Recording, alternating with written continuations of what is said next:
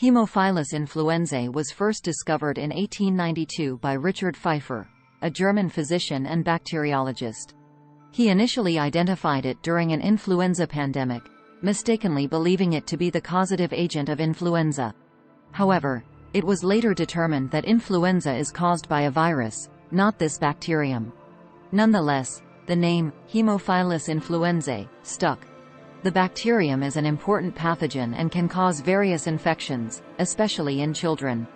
Haemophilus influenzae, H. influenzae, is a bacterium that can cause a range of infections. The routes of infection and transmission for H. influenzae include respiratory transmission.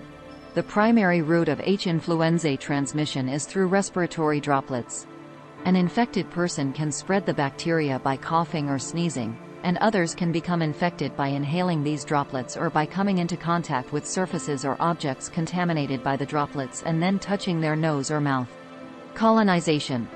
H. influenzae can colonize the upper respiratory tract without causing disease. This means that people can carry the bacteria in their nose and throat without showing any symptoms, and these carriers can potentially spread the bacterium to others. Direct contact. In some cases, direct contact with respiratory secretions, like nasal discharge, from an infected person can lead to the transmission of the bacterium. Invasion. Once the bacterium is in the body, it can invade various sites to cause infections. For example, it can cause otitis media, middle ear infection; sinusitis, sinus infection; pneumonia, lung infection; meningitis, infection of the membranes surrounding the brain and spinal cord; epiglottitis, inflammation of the epiglottis, a flap in the throat; septic arthritis, joint infection; cellulitis, skin infection. Risk factors. Some factors increase the risk of H. influenzae infection, including certain medical conditions. Age, children, especially those under 5, are more susceptible, and environmental factors like living in crowded conditions. Prevention. The Hib vaccine, Haemophilus influenzae type B vaccine, has been highly effective in preventing infections caused by H. influenzae type B, which was historically the most common cause of bacterial meningitis in children. The vaccine does not protect against other non-B serotypes or non-typable strains of H. influenzae. It's important to note that H. influenzae can cause both invasive and non-invasive diseases, and the route of infection can vary depending on the specific condition and the strain of the bacterium. Proper hygiene practices, like hand washing, can help reduce the spread of the bacterium. Here's the list of symptoms associated with common infections caused by Haemophilus influenzae.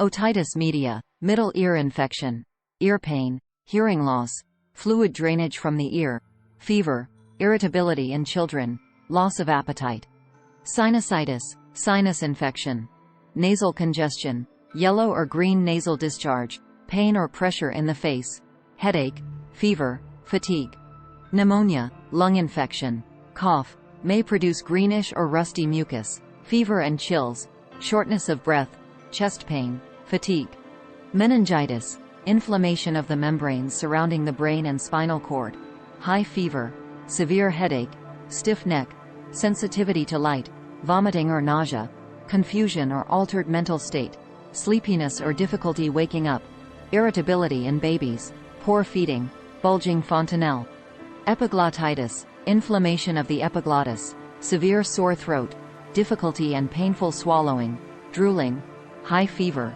muffled or hoarse voice, difficulty breathing, stridor; septic arthritis, joint infection, joint pain, swelling and redness in the affected joint, fever; cellulitis, skin infection, redness and swelling of the skin, warmth over the affected area, pain or tenderness, fever; bacteremia, bacteria in the bloodstream, fever, chills, fatigue, rapid heartbeat.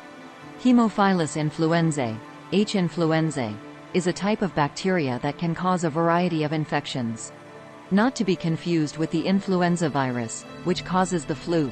H. influenzae can lead to conditions such as otitis media, middle ear infection, sinusitis, pneumonia, meningitis, epiglottitis, and septicemia, among others. Treatment for H. influenzae infections usually involves antibiotics. Here are general guidelines. Antibiotic choice. The choice of antibiotic largely depends on the site of infection and the local antibiotic resistance patterns. Amoxicillin, often a first-line treatment for uncomplicated infections like otitis media or sinusitis. Ceftriaxone or cefotaxime.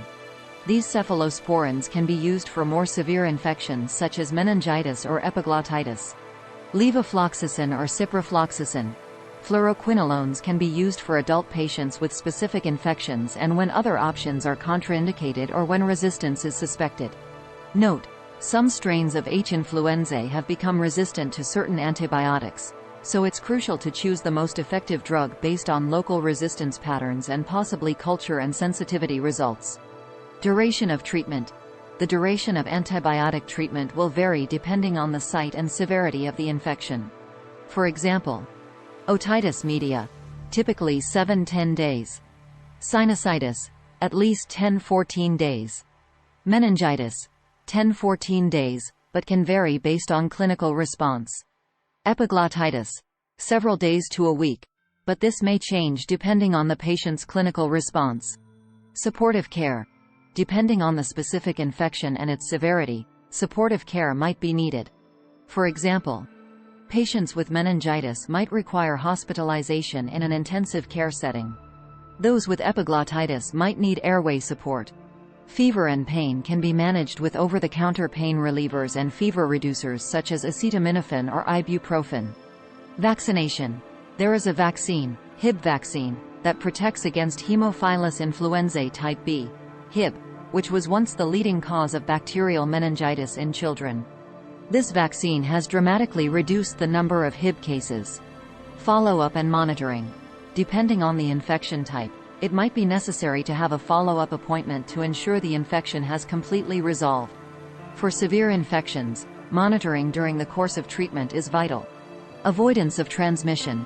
If someone in the household has a severe H. influenzae infection, especially meningitis, close contacts may be given prophylactic antibiotics to prevent the spread of the bacteria. Note: it's essential to consult with a healthcare professional regarding any suspected H. influenzae infection. They can provide guidance tailored to the specific situation and individual patient needs.